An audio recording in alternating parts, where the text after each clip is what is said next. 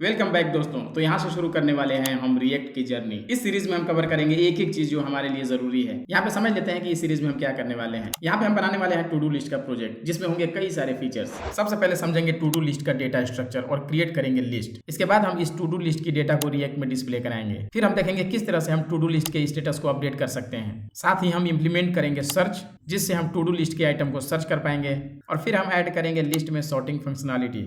साथ ही सीखेंगे किस तरह से लिस्ट के आइटम ऐड करते हैं, एडिट करते हैं और डिलीट करते हैं। इसके अलावा करेंगे एपीआई से डेटा फैच और सीखेंगे कई सारे ट्रिक्स और मेथड।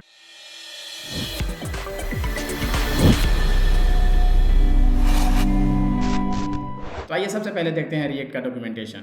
तो यहाँ पे आ गया हूँ मैं रिएक्ट की साइट पे, react.dev। यहाँ पे कुछ रिएक्ट के एग्जांपल्स हैं।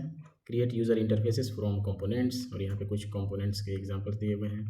Right components with code in markup. तो ये कुछ एग्जांपल्स हैं यहाँ पे कि किस तरह से हम रिएक्ट में कंपोनेंट्स क्रिएट करते हैं और किस तरह से एप्लीकेशन को बिल्ड करते हैं। हम सीधा चलते हैं फुटर में और यहाँ पे करते हैं क्विक स्टार्ट। तो यहाँ पे रिएक्ट स्टार्ट करने के कुछ बेसिक इन्फॉर्मेशन दिए हुए हैं। Welcome to the React documentation. This page will give you an introduction to the 80% of React concepts that you will use on the daily basis. तो यहाँ पे ये रिएक्ट का डॉक्यूमेंटेशन है जिसे पढ़ के ऑलमोस्ट रिएक्ट का कॉन्सेप्ट क्लियर हो जाएगा। तो अगर आप चाहो तो इसे पढ़ सकते हो। हम यहाँ पे चलते हैं इंस्टॉलेशन पे और यहाँ क्लिक करते हैं start a new project. If you want to build a new app or a new website fully with React, we recommend picking one of the React-powered frameworks popular in the community. यहाँ पे React हमें खुद recommend कर रहा है कि अगर आप React में कोई वेबसाइट बनाना चाहते हैं या फिर कोई एप्लीकेशन बिल्ड करना चाहते हैं तो उसके लिए कोई फ्रेमवर्क का यूज़ करें, जिसके कई सारे बेनिफिट्स हैं और कुछ बेनिफिट्स यहाँ पे दिए भी हैं। और आगे देखते हैं, you can use React without a framework. However we have found the most apps and sites eventually build solutions to common problems such as code splitting, routing, data fetching, and generating HTML. These problems are common to all UI libraries, not just React. React के according हम बिना किसी framework के भी React को use कर सकते हैं, लेकिन इसमें बहुत सारे प्रॉब्लम आते हैं, like code splitting, routing, data फैचिंग, generating HTML, server side rendering और भी बहुत कुछ।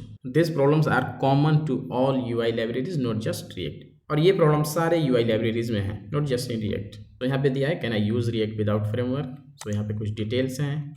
अब यहाँ पे देखते हैं कौन कौन से फ्रेमवर्क को रिएक्ट ने रिकमेंड किया है। तो सबसे पहले यहाँ पे है नेक्स्ट.js, इसके बाद है रिमिक्स, कैटसीवी, एक्सपो मेनली मोबाइल एप्लीकेशन के लिए है।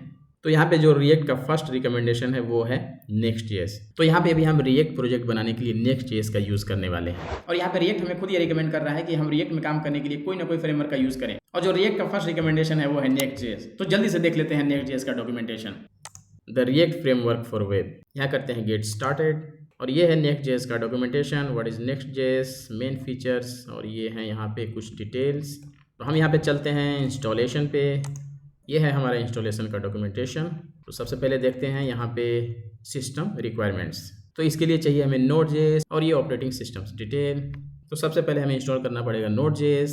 इसके लिए मैंने पुराने वीडियो में बात किया था कि किस तरह से हम रिएक्ट प्रोजेक्ट के लिए इन्वायरमेंट सेटअप करेंगे। डिटेल में समझना हो तो उसे देख सकते हैं। यहाँ पे क्विकली समझते हैं। Node.js डाउनलोड, और यहाँ पे क्लिक करते हैं Node.js डाउनलोड पे, और यहाँ पे प्री बिल्ड इंस्टॉलर।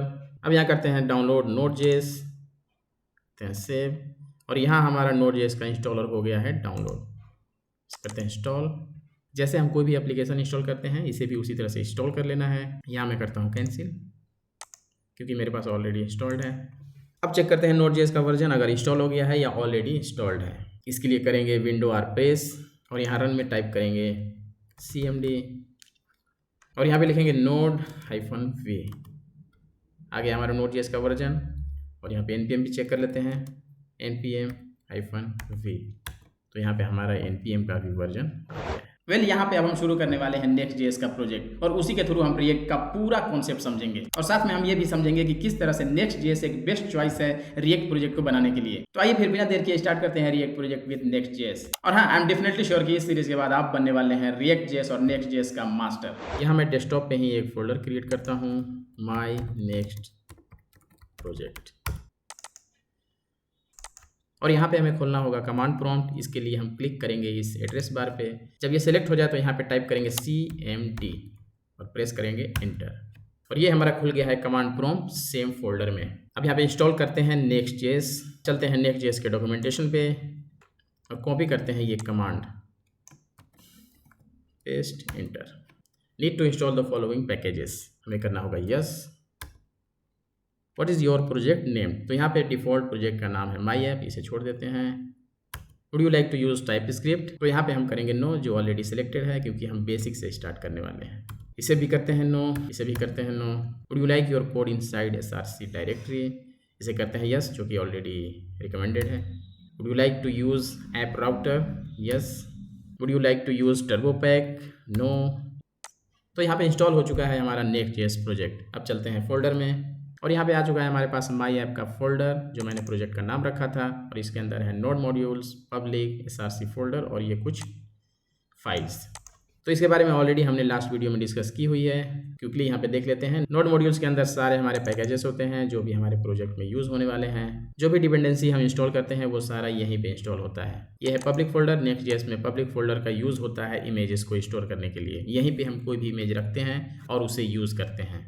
ये SRC फोल्डर जिसके अंदर हमारा है ऐप नाम का डायरेक्टरी, और जिसके अंदर है हमारे पेजेस। और इसके बैक आते हैं, यहाँ पे SRC फोल्डर के अंदर हम रखेंगे अपने सारे कंपोनेंट्स वगैरह। यहाँ पे ये हमारा गिट इग्नोर।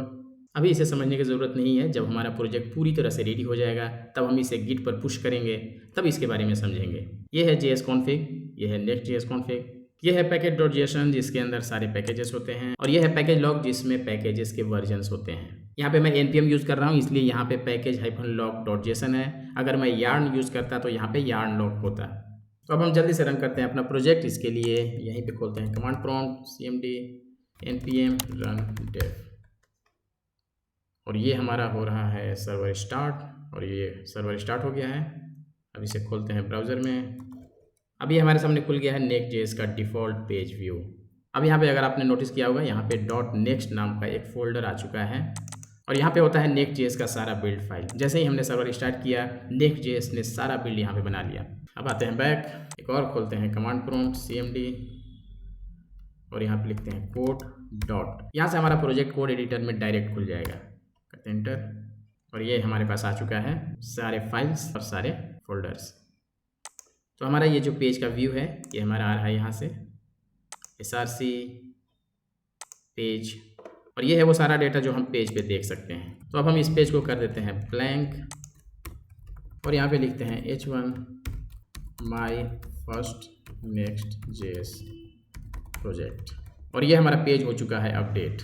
ये सारी चीज़ें हमने ऑलरेडी इससे पहले वाले वीडियो में सीखा हुआ है, बस फ़र्क ये है कि वहाँ हम रिएक्ट पे काम कर रहे थे और यहाँ हम Next.js पे काम कर रहे हैं। लेकिन क्योंकि Next.js रिएक्ट का फ्रेमवर्क है, तो यहाँ पे बहुत सारी ऐसी चीज़ें हैं जो हमें बनी बनाई मिल जाती है। आई होप यहाँ तक सब क्लियर होगा। मिलते हैं फिर नेक्स्ट पार्ट में। Thank you.